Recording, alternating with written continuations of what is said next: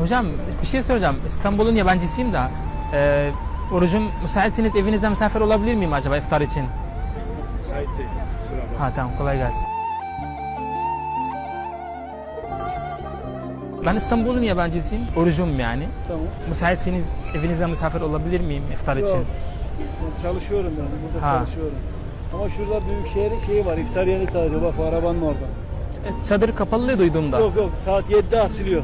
7'de. He. Belediye yapıyor Belediye. yani. Çok teşekkürler abi. Burada tam olarak sağ olun.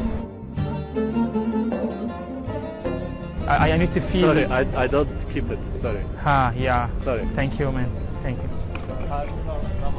Yeah, thanks. Özel müsaitseniz evinizde misafir olabilir miyim iftar için sadece? İftar şey var, benim evim de burada yakın değil. Davet ederdim de.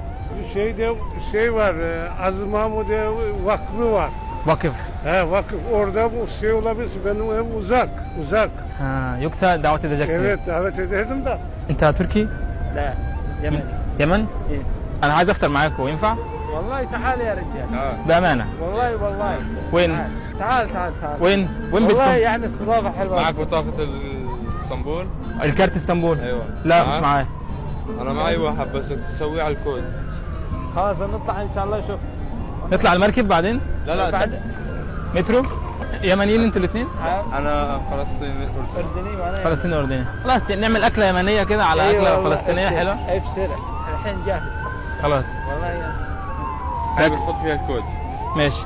ده مديني كارت يعني عشان المواصلات. ايه تعال. دي بعدين نركب من مترو ولا من مركب؟ تعال.